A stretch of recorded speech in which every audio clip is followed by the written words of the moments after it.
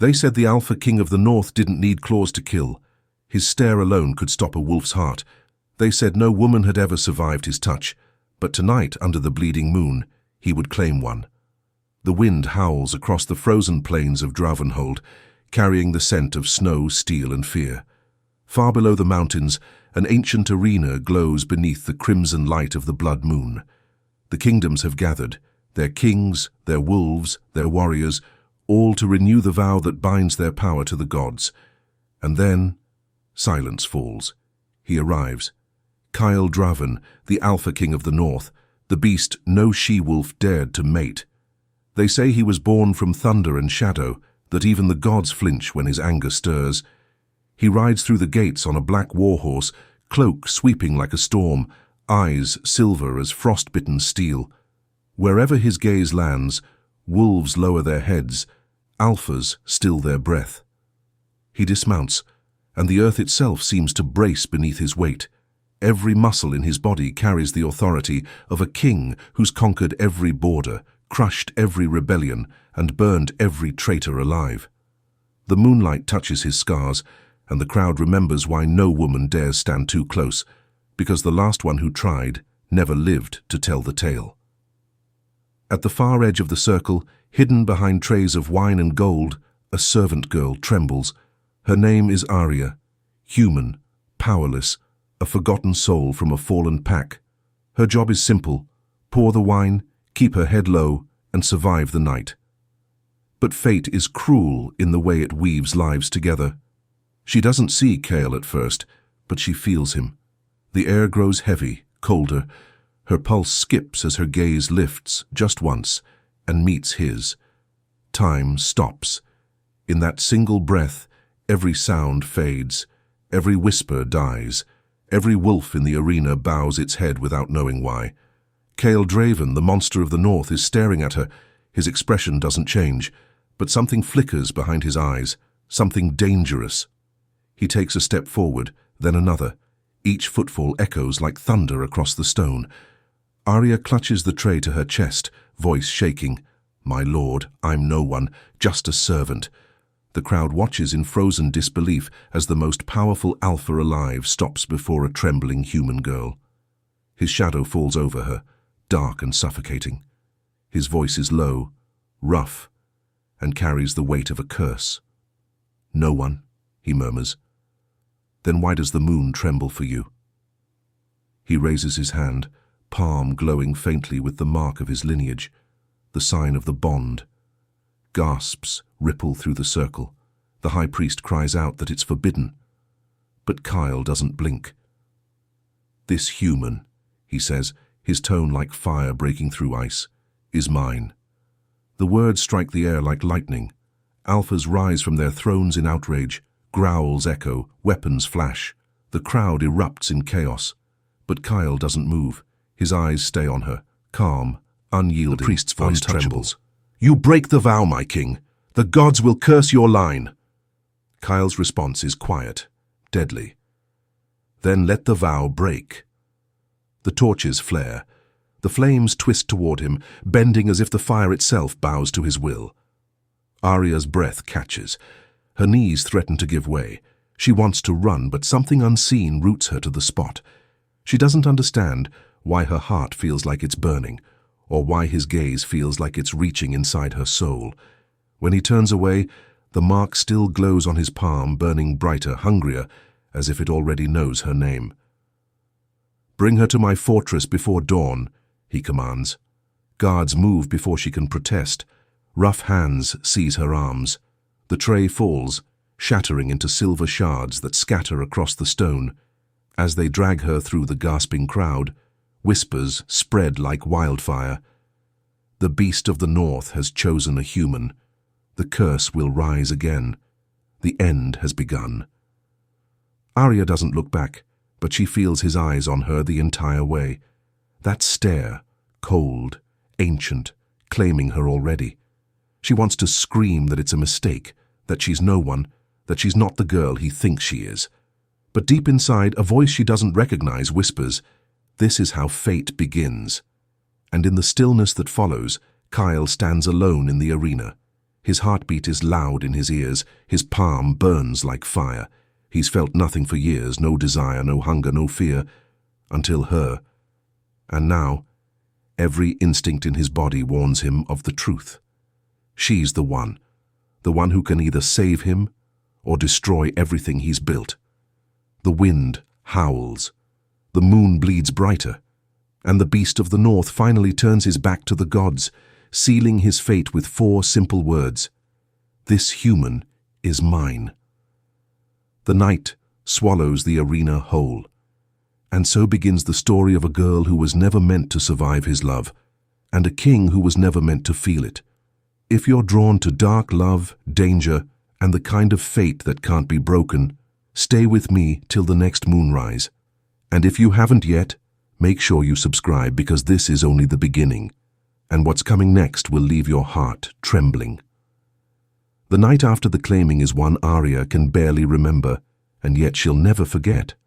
She doesn't recall the journey itself, only fragments: the cold, the sound of hooves striking frozen earth, the muffled growl of wolves pacing beside the carriage, their eyes glinting gold in the dark. And always, behind her thoughts, the weight of his gaze, Kale Draven's, burning through the walls that separated them. When she finally wakes, dawn has not yet broken. She lies in a bed far too large, far too soft. Furs of white and black surround her, and the air smells faintly of smoke and pine. For a moment she wonders if it was all a dream, until she turns her head and sees the walls. Stone. Endless, cold stone. Kale's fortress rises from the mountain like something the gods carved in anger. Towers of black rock pierce the sky. The halls hum with the power of an old curse. Every surface seems alive, breathing with secrets. And at the heart of it all, behind doors carved with wolves and war, sits the Alpha King himself. When the guards drag Aria before his throne, she can't lift her eyes. The memory of his voice still rings in her mind, the way he'd said mine, like a promise and a threat bound into one word. But Kale doesn't speak right away. He watches her in silence, the firelight flickering across his face. There's no crown on his head. He doesn't need one. Power clings to him the way light clings to steel. Finally, his voice cuts through the room.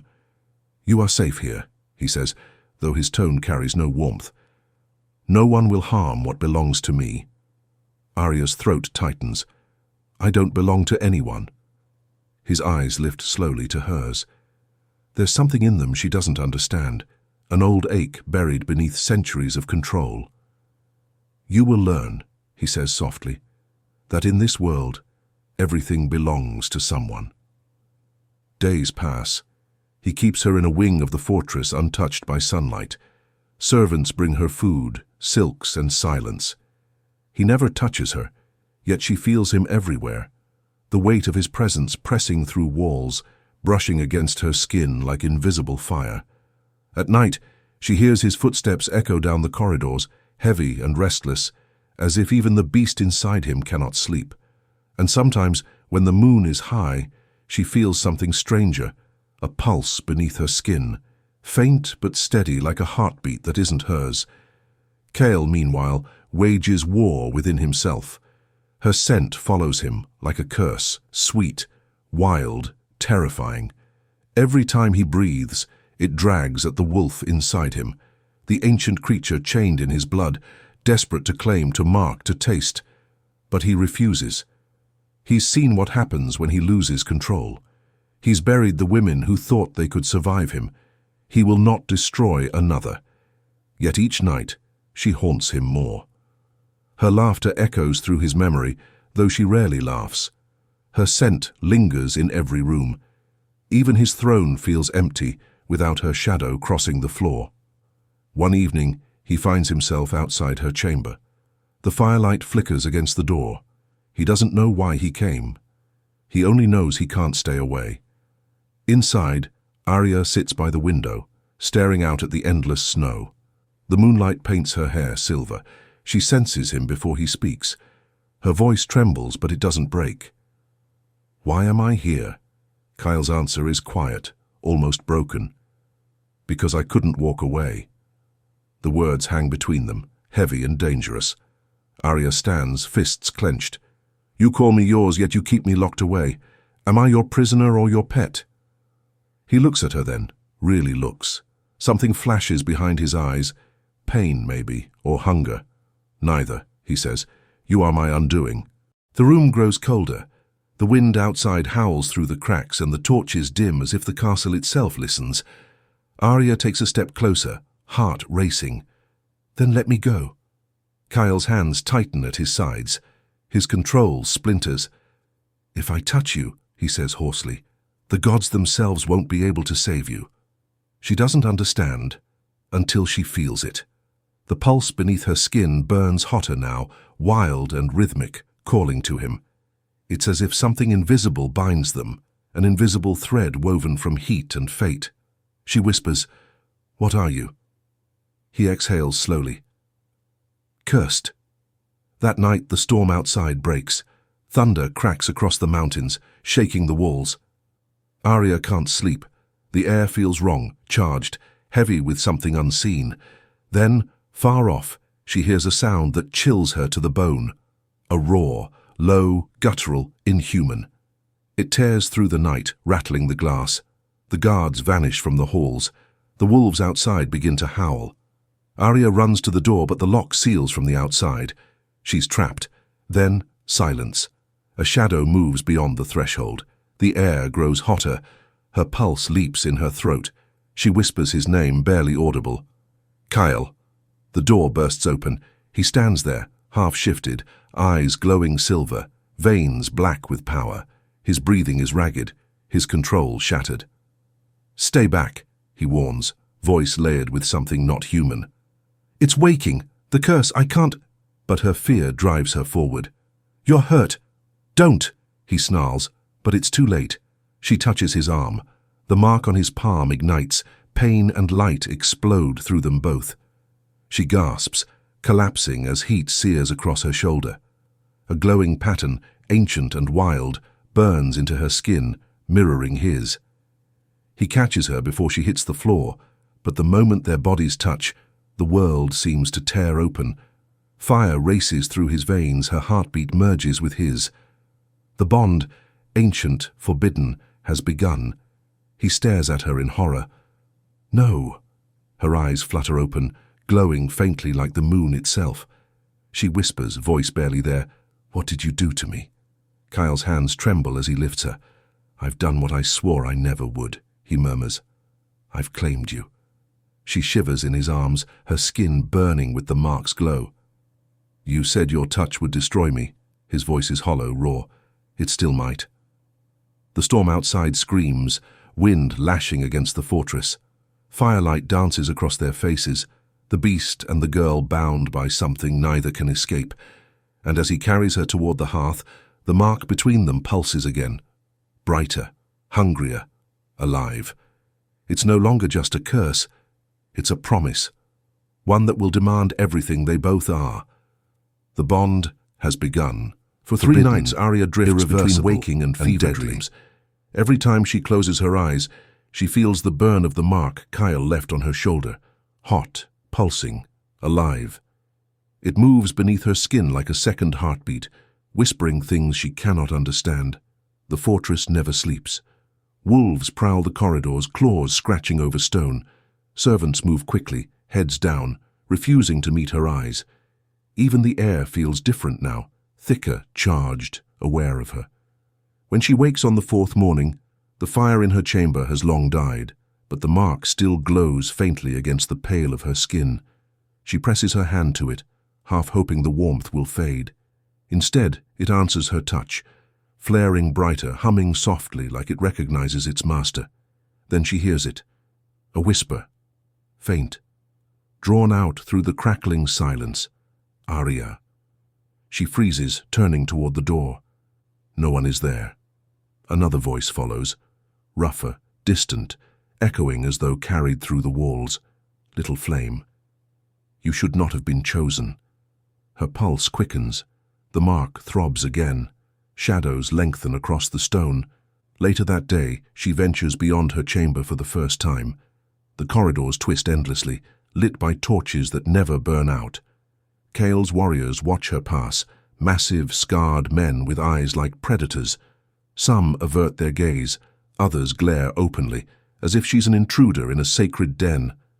One of them mutters as she walks by, "The king's curse walks in flesh." She keeps moving, her steps quiet on the cold floor. The scent of iron and pine fills the air. At every turn she senses the beast's presence, Kyle's. He's always near, though she rarely sees him. When she does, it's only for a heartbeat. A shadow at the end of a hall, a shape standing alone on the ramparts, staring toward the forest below. That night, the whispers return. They slip through her dreams like smoke. Wolves, dozens, maybe hundreds, murmuring her name in voices not human, voices that know her better than she knows herself. You bear his mark. You bear his doom. She wakes, gasping, sweat damp on her skin. In the distance, a howl rises, low and mournful. At dawn, Kyle finds her on the balcony, arms wrapped around herself. The wind tears through her hair. For once, he looks almost mortal, tired, haunted, eyes shadowed by something she can't name. "You've been hearing them," he says quietly. She nods. "They know my name. They know all who wear the mark." His jaw tightens. "You shouldn't listen." "How can I not? They call to me, Kale. They beg me to hear them." "They'll drive you mad." His voice hardens, the mask sliding back into place. "Stay within the walls. Promise me that." But promises mean little when destiny whispers louder than reason. That evening, the voices lead her again, soft, pleading toward the edge of the forest that sprawls beyond the fortress gates. Guards try to stop her. She slips past when the fog rolls in. The air beyond the walls smells of moss and cold earth. Moonlight filters through the trees, painting silver lines across her path. Deeper and deeper she walks, following the murmurs that curl through the branches. They guide her to a clearing where the ground glows faintly, littered with white bones and roots twisted into shapes that resemble hands. From the darkness steps a figure, bent, cloaked, eyes like burning coals. "So," the old voice rasps, "the human girl carries the mark of the cursed king." Aria's heart pounds. "Who are you?" The woman chuckles, dry as cracking leaves. "Once, they called me a seer. Now I am what your kind fears to name, a witch of the old blood." The forest shudders with the sound of her laughter. "Do you even know what he's done to you, child?" Aria shakes her head. "He marked me. I don't know why." "You do know," the witch hisses. "Your soul knows. The mark binds your life to his. When his curse rises, it will devour you both. You carry the key that can free or doom him, the key the gods themselves buried." Aria steps back, voice trembling. "What key?" The witch lifts a gnarled hand, pointing to Aria's heart. "You." The forest seems to lean closer, branches creaking. "You are the vessel of his salvation," the witch whispers, "and his destruction. The beast within him feeds on desire, yours as much as his. If you surrender to it completely, you'll tame him. But if you falter, if you doubt, he will consume you before the next blood moon." The words hang in the cold air like frost. Aria shakes her head. "I can't destroy him, Then learn to master him," the witch cuts in. "Before he masters you." A gust of wind snuffs the torches in the clearing. When Aria blinks, the witch is gone. Only footprints remain, vanishing into the mist. She runs back through the forest, heart pounding, the witch's voice still whispering behind her. Before the next blood moon, before it's too late. By the time she reaches the fortress, dawn is breaking, streaks of red bleeding across the sky. Guards rush to meet her, but Kyle is already there, waiting.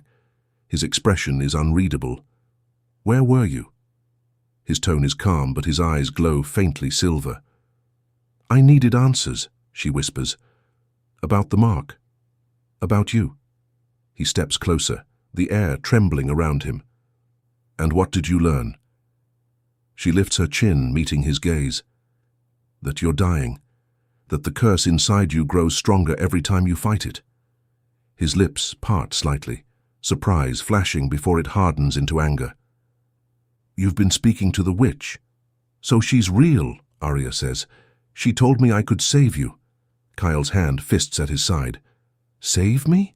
His voice breaks into a bitter laugh. "There is no saving a monster, Aria, only delaying the ruin he brings."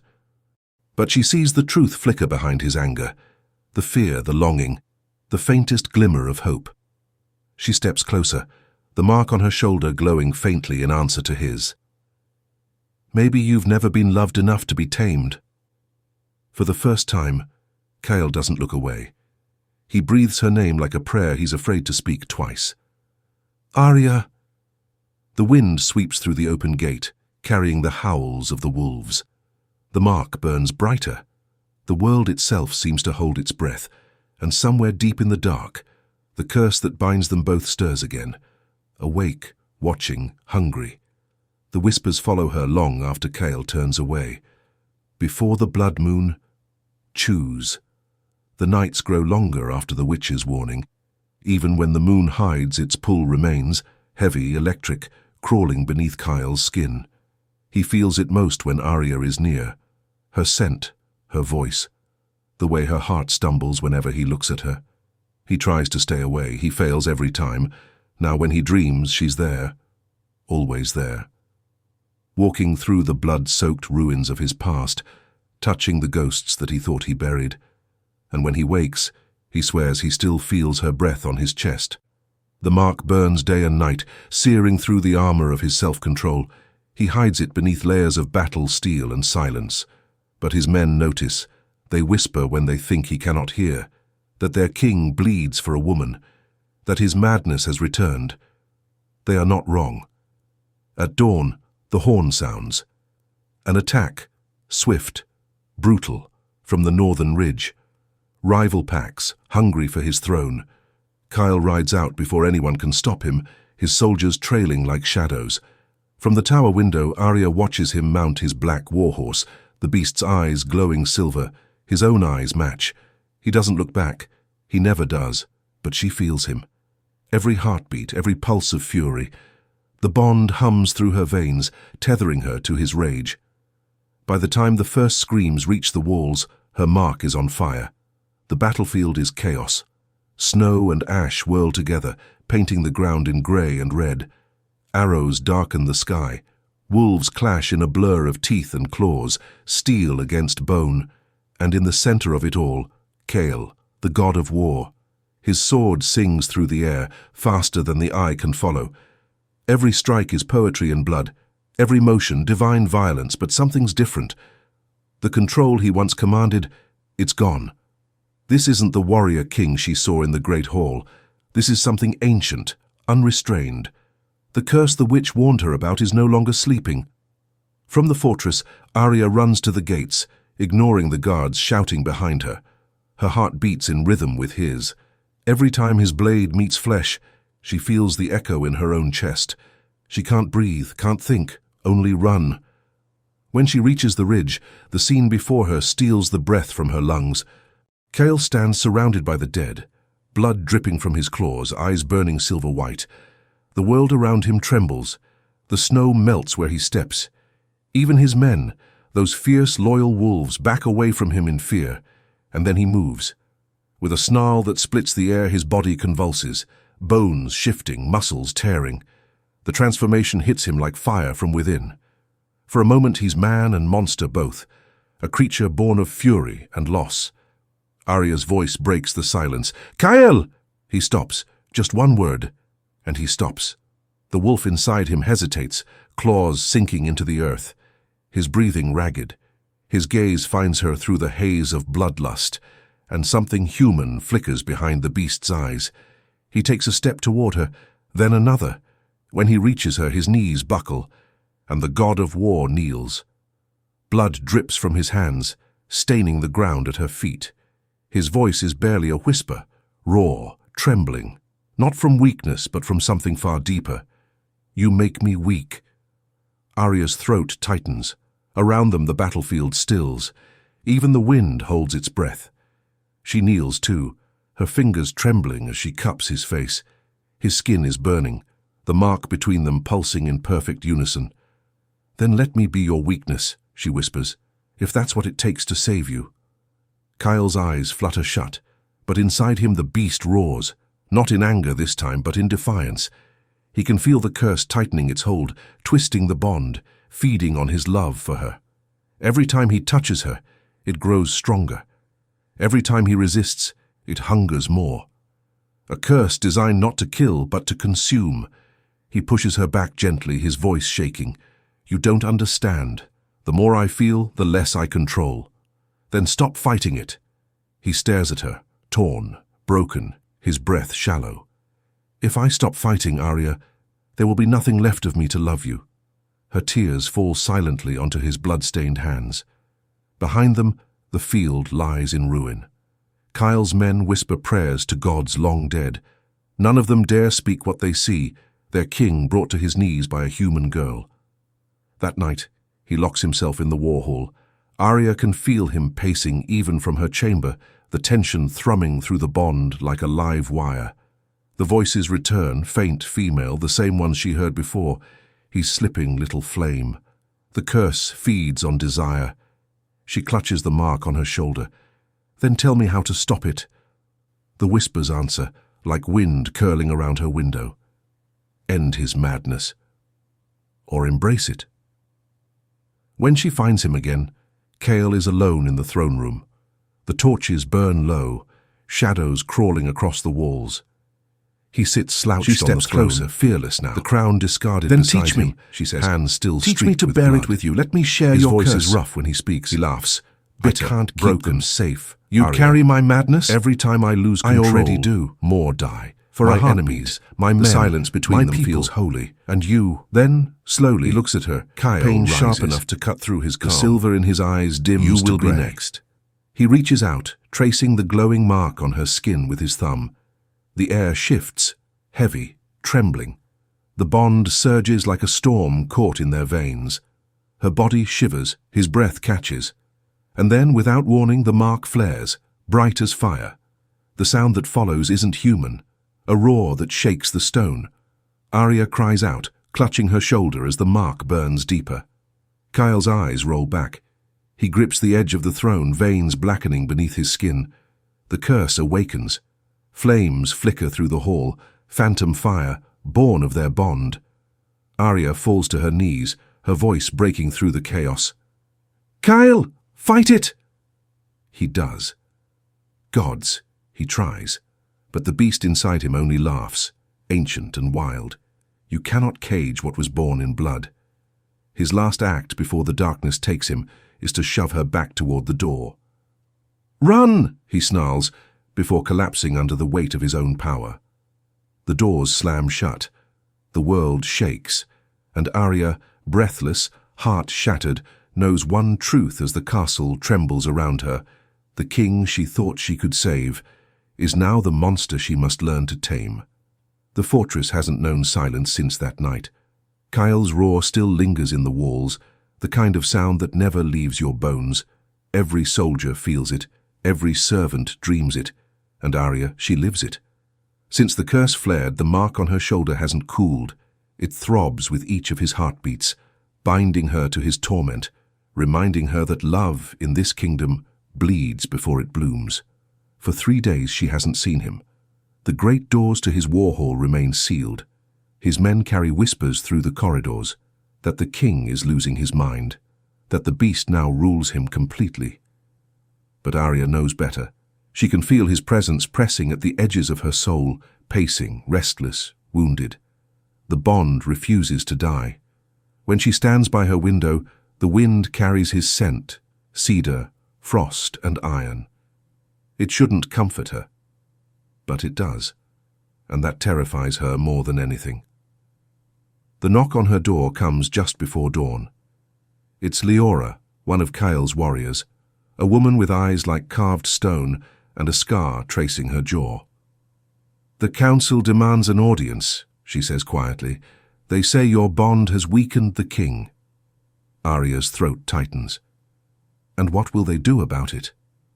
Whatever it takes to keep him in power. Leora doesn't stay to explain. The guards arrive moments later, their hands rough, their gazes filled with suspicion.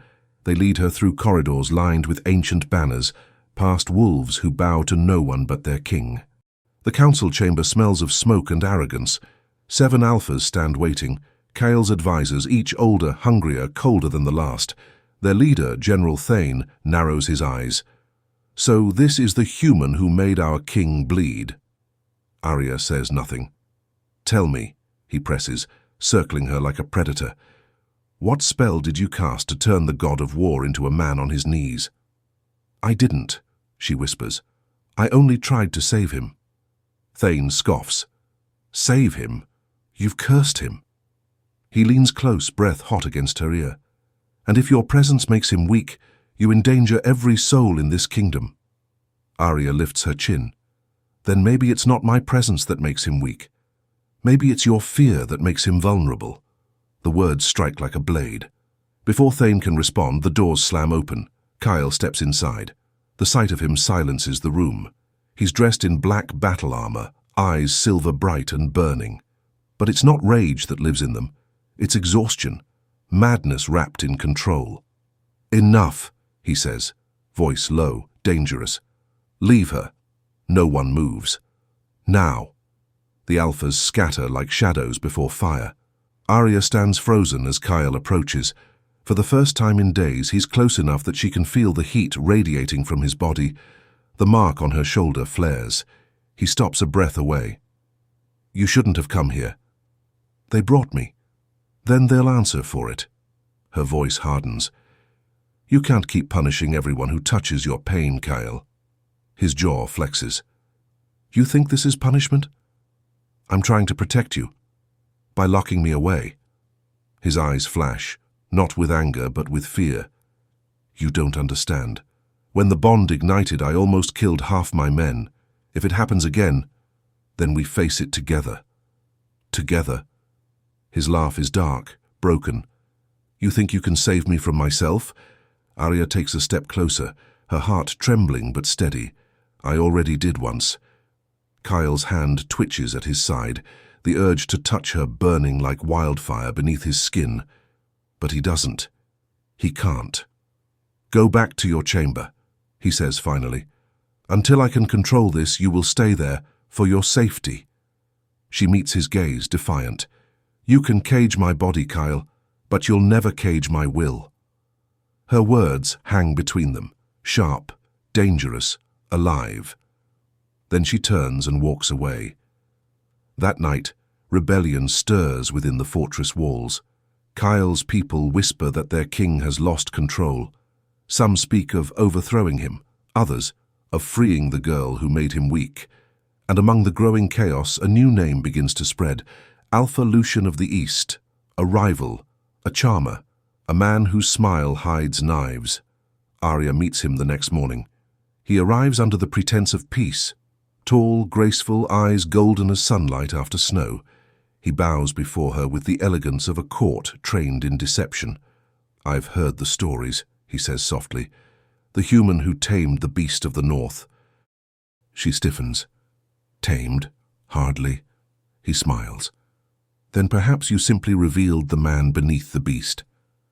His words glide through the air like silk.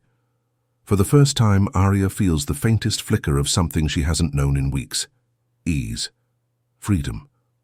Lucian speaks of lands beyond the curse, of a world where wolves and humans live without fear. He offers her a choice no one else has. Come east, he murmurs. Leave the cold behind. Leave him behind. Aria hesitates. The mark on her shoulder burns in warning. He'll never let me go, she whispers. Lucien leans closer, his breath brushing her skin. Then let me be the one who sets you free. For a heartbeat, she lets herself imagine it. Warmth instead of chains, laughter instead of roars. But just as his fingers brush her hand, the air shifts. A growl echoes from the shadows. Deep, ancient, familiar. Kael. He stands at the edge of the courtyard, eyes glowing like a storm ready to break. Every wolf nearby lowers their head instinctively. The ground itself seems to tremble beneath his fury. Lucien doesn't flinch. He smirks, straightening, his voice dripping with mock respect. "Your Majesty." Kyle doesn't speak. He just looks at Aria, that look that burns through everything she thought she understood. The silence is unbearable, and then he moves. In a blur of power, he's between them, one hand gripping Lucien by the throat, slamming him against the marble wall. "You touch what's mine again," Kyle growls, voice trembling with restraint, "and I'll paint my throne with your blood." Lucien's smile never falters. "Careful, Kyle. Every kingdom falls when its king forgets mercy." Kyle releases him, but his eyes never leave Aria. She can't speak, can barely breathe. The mark is blazing now, each pulse screaming with the truth neither of them can escape. He steps closer, slow, deliberate. She retreats until her back hits the cold stone wall. His breath is hot against her ear when he whispers, "Run if you must." His fingers graze her jaw, the faintest touch, and the bond explodes, a storm of heat and power spiraling between them. "But you will always be mine." Her body shivers. Her heart betrays her, and when he pulls back, her knees nearly buckle. Kyle turns away before she can see the war in his eyes, the beast and the man both raging for dominance. Lucien watches from a distance, his smile fading into something colder, because in that moment he understands what Aria has yet to realize. This isn't a love story. It's a war of hearts and curses, and only one will survive the bond that binds them. That night, as the fortress burns with rebellion and desire, Aria stands alone by her window. The snow falls silently beyond the glass. Somewhere in the dark a wolf howls, the sound of longing, of fury, of fate closing in, and beneath her skin the mark burns brighter than ever. The curse isn't just binding her to Kale anymore. It's becoming her. A storm brews over the northern peaks, its thunder echoing like the growl of ancient gods. The fortress of Kale Draven trembles under the weight of the coming full moon, and somewhere deep inside its blackened heart, a king fights for control of the beast that is devouring him. The moon rises red again, not the blood moon of prophecy, not yet, but close enough to taste its warning, and with every inch it climbs the sky, Kyle's sanity frays. He has not seen Aria in weeks. He ordered her away, sent her to the southern outpost with his most loyal guards. He told himself it was to protect her, but now, in the silence of his halls, he realizes it was to protect himself. Because every time he dreams, she's there. Her voice, her warmth, the way her touch used to steady the madness clawing at his chest. Without her, the darkness grows teeth. And tonight, those teeth are hungry. In her exile, Aria hasn't known peace either. The bond never severed, it only stretched, tugging at her heart with every heartbeat he took without her. When he bled, she woke with pain searing her veins. When he roared, she heard it in her sleep. And now, as the moon bleeds over the mountains, her mark burns so fiercely it glows through her gown. Something inside her whispers, "He's dying." She mounts a horse before dawn. No guard can stop her, not when the pull of the bond feels like her soul being dragged back home. By the time she reaches the fortress, the gates are open, but the guards lie unconscious, thrown aside by something massive and violent. The air is thick with power, raw, crackling, unholy. And through the shattered doors she hears it, a snarl, a scream, and a voice. Broken, low, animal. "Stay away. I can't. I'll kill you." "Kyle." She runs. Through corridors lit by flickering torches, through chambers scarred by claw marks, until she reaches the heart of the fortress, the ritual chamber. It's a place of stone and shadow, built to contain power that no mortal should touch. Chains of silver hang from the ceiling. A circle of runes glows faintly on the floor, ancient symbols pulsing with light.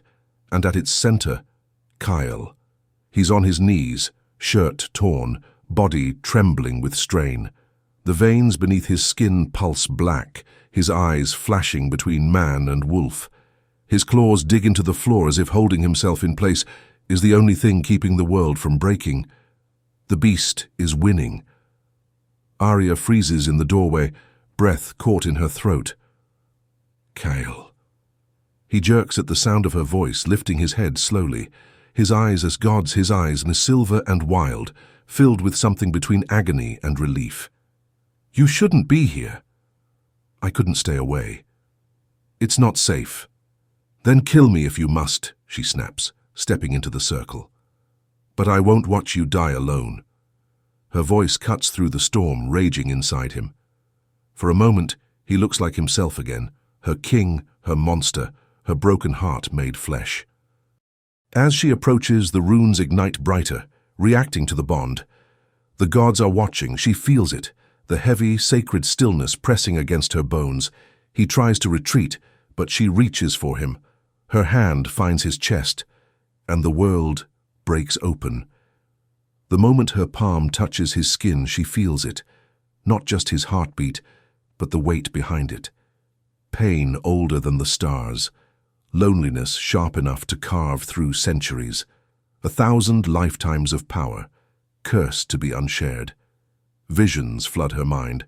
She sees him as he once was, a young alpha king, eyes filled with fire and promise. He kneels before the gods, swearing to protect his people with all he has. And beside him, a woman, his first mate, beautiful, cold. Her lips whisper vows of love while her hand hides a dagger of betrayal.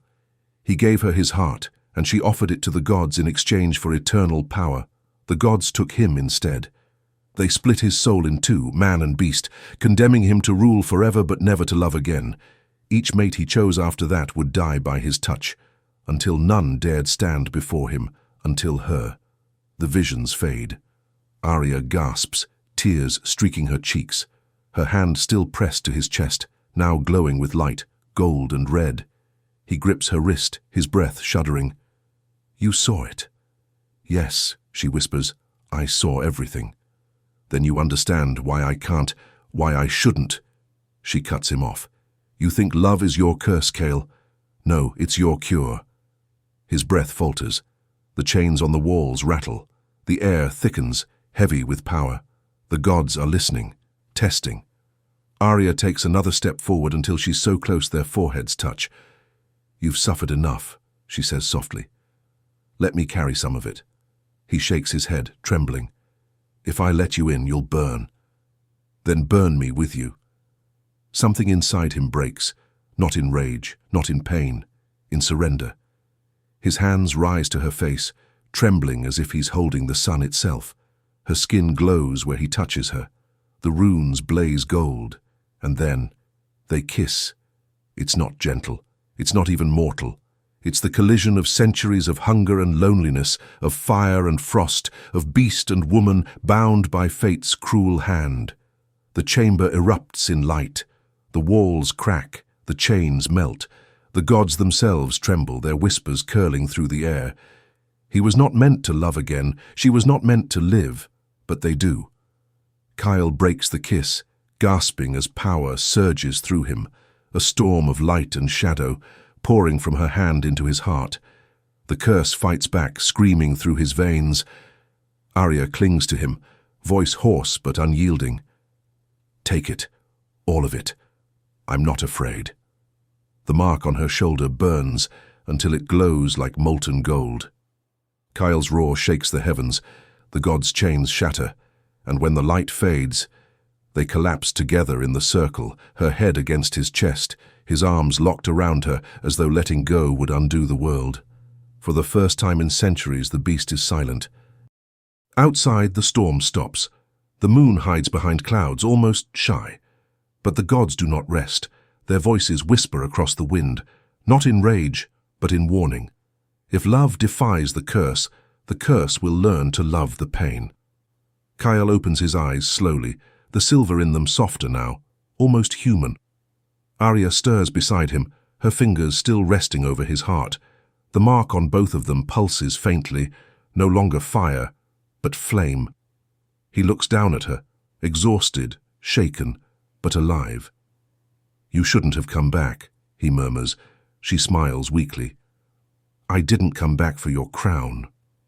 Her gaze meets his, steady as the dawn breaking through storm clouds. "I came for your soul." He exhales a laugh, the first true sound of peace the fortress has heard in centuries. And as he pulls her close, the god's final whisper fades into the wind. The huntress has touched the heart of the beast. Now let the war of love begin. The night was not born quiet. It screamed, alive with the war drums of wolves and the thunder of hooves pounding against the frozen earth. The blood moon hung swollen and red over Kyle's kingdom, its eerie glow washing the world in shades of crimson and shadow. The air tasted like iron and prophecy, heavy with betrayal.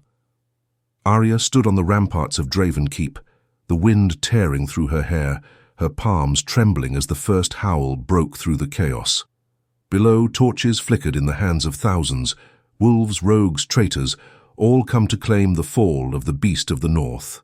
And among them, the rival Alpha. The man who once smiled at her with promises of safety, now wore armor etched with dark runes. The same runes that had cursed Kyle centuries ago. His eyes, once silver and kind, gleamed with cold triumph. "So this is how gods are broken," he called out across the field.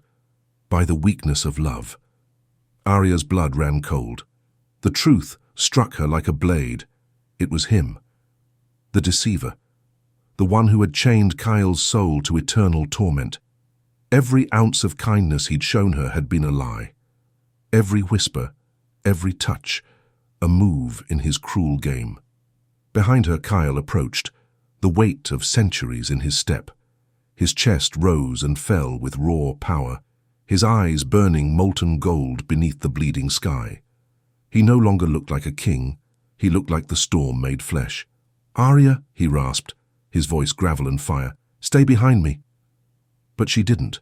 She stepped forward, the crimson light catching the faint mark at her collarbone, Kyle's mark, now pulsing like a second heartbeat. "No," she whispered. "Not this time." The rival Alpha's army surged forward. The ground shook. Kyle roared, the kind of sound that tore through the heavens, that made the gods themselves flinch. His beast burst forth in full glory, claws extending, fur dark as night, teeth gleaming with fury. But even as he fought, even as he ripped through the first wave, Aria could feel it. The bond between them was trembling, unraveling under the curse's strain. Each time Kyle struck, the mark on her skin burned. His power was bleeding through her, mingling their fates deeper than before. She fell to her knees, gasping as her vision blurred, flashes of his memories flooding her mind. His first betrayal, his first kill, his first heartbreak, the moment the gods damned him to endless strength and endless solitude. "Aria!" His voice tore through the storm, desperate and raw. He reached for her, but his hand was slick with blood, his enemy's, his own. And then she heard it, the voice again, the same whisper that had once haunted her in the dark halls of the fortress. "He cannot be freed unless the bloodline breaks." Her heart pounded.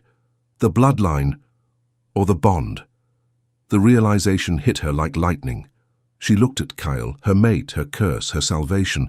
His body was faltering now, his beast half shifted, his eyes flickering between man and monster. The rival Alpha's laughter cut through the wind. "Kill him, and his soul will finally rest," he mocked. "But take his curse and you'll become what he was, the beast the gods fear most." The world seemed to pause. The armies clashed below, the moon burned above, but in that heartbeat of silence, only Kyle's eyes mattered. They pleaded, not for his life, but for hers. "Don't," he growled weakly, stumbling toward her. "You don't know what it will do." Aria's tears shimmered under the blood moon. "I do," she whispered, her voice breaking. "And I'm not afraid." She placed her palm over his heart, the same heart she had once healed with her touch in the ritual chamber, the same heart that had refused to stop beating for her. Power surged between them, ancient and wild, the kind that could birth empires or burn them down. The curse screamed.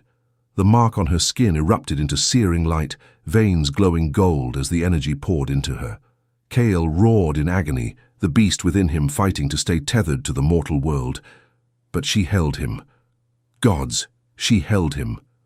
"Aria, stop!" he begged, but his words were drowned by the storm that followed. Wind, fire, and blood twisted together around them.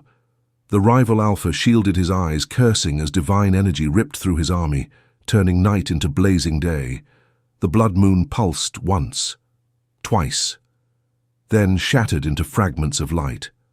When the silence finally fell, the battlefield was gone. Only ashes remained. Kyle knelt in the ruins, breath shallow, his once golden eyes now dim. His massive frame trembled as he reached for her, for the woman who had given him everything. She stood before him trembling, her eyes glowing faintly red gold. Her veins shimmered with his power. The curse now lived inside her. "Aria," he whispered, voice breaking. "What have you done?" She smiled weakly through her tears, touching his face. "I took what was killing you. Now it's mine." He shook his head, agony twisting through his expression. "You don't understand. It will consume you.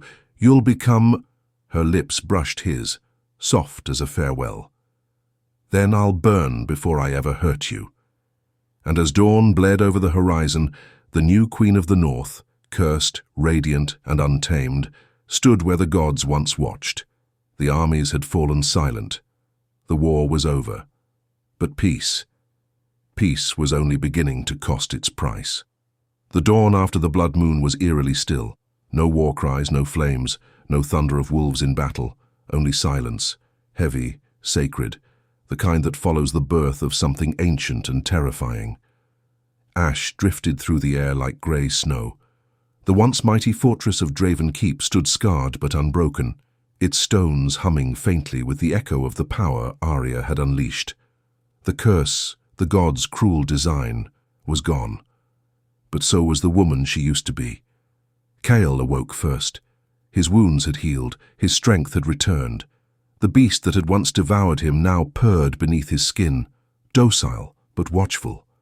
For the first time in centuries he was whole. But his first breath as a free man was filled with her scent, Aria. He found her by the ruined courtyard, kneeling beside the fountain that once mirrored the moonlight. Her reflection stared back at her, a stranger's reflection. Her eyes were no longer brown. They shimmered with gold and scarlet like molten fire caged behind glass. Her pulse no longer beat entirely human. The earth itself seemed to bend toward her, as though recognizing a new force of nature. When Kyle stepped closer, the air trembled. She felt him before she saw him, his heartbeat syncing with hers, their bond thrumming like an invisible thread. "Kyle!" Her voice cracked like the first cry of dawn. "It's done, the curse, it's gone." He stopped behind her, his towering frame casting her in shadow. His voice was low, rough, reverent. "It's gone because you took it." Aria turned. Her lips were pale, her skin aglow with a quiet, unnatural radiance. "I couldn't let it kill you." Kyle's jaw tightened. He reached out, his thumb brushing the mark on her throat. It pulsed, alive and golden beneath his touch. "You should have let it take me. You were never meant to bear this." Her smile was faint but fearless. "You forget, my king, I was never meant for anything. I was a servant, a nobody. The gods chose wrong when they made me small."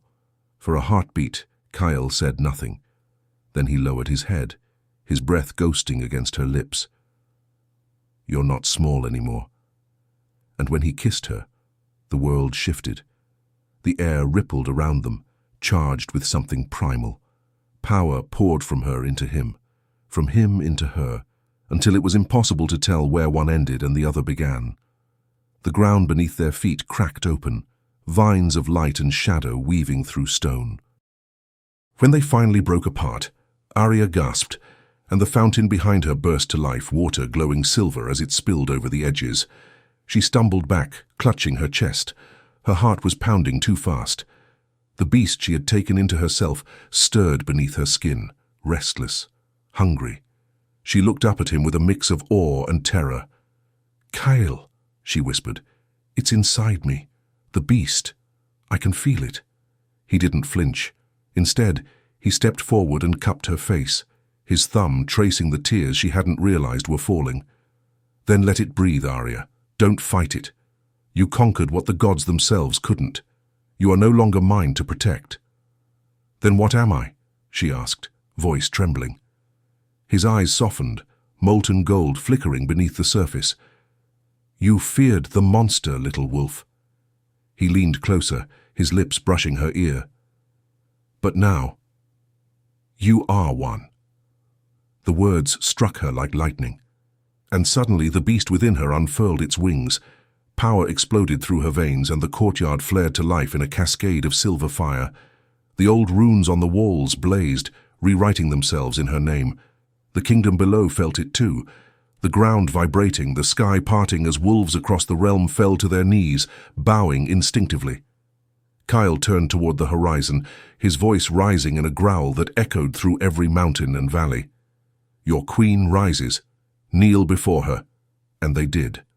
From the northern tundra to the shadowed forests, wolves dropped to the earth, chanting her name. Aria, the queen of the cursed Alpha. She felt it then, the pull of every heart in the kingdom, every beast that had once served Kale's bloodline now bound to hers. The curse hadn't just ended, it had transformed. What was once a chain was now a crown. Kyle approached her slowly, his hand outstretched. His voice was soft, reverent, unguarded. "You once belonged to no one. Now, no one can exist without you." Her hand trembled as she placed it in his. "And you?" He smiled, a small, broken thing that made her heart ache. "I belong to you, Aria. I always did." The silver moon rose high above them, its light cutting through the clouds like a blade. In that glow, they stood as equals, king and queen, beast and flame, darkness and dawn. As their fingers intertwined, the mark between them blazed one final time, sealing the bond not in pain, but in power. Their souls intertwined, fused by something greater than love, the force that births legends. Kyle bent his head, his lips brushing the back of her hand as he whispered his vow. "You are my beginning and my end, my ruin, my redemption." And she answered, voice steady, eyes burning gold. "Then let the gods watch, let them tremble. Because this time, the monsters rule."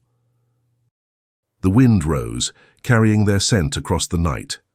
The wolves howled in unison, a symphony that split the heavens. Under the silver moon, Kyle and Aria stood at the edge of the world, not cursed, not condemned, but claimed, forever. And as the flames of destiny faded into starlight, a single truth remained. Power was never meant to be tamed. It was meant to be shared. The Queen of Beasts smiled, her eyes aglow. The king knelt, his crown gleaming crimson, and in that timeless stillness, their hearts spoke the vow that would echo for eternity. Brutal, eternal, and unbreakable. "You are mine, and I am yours." The end.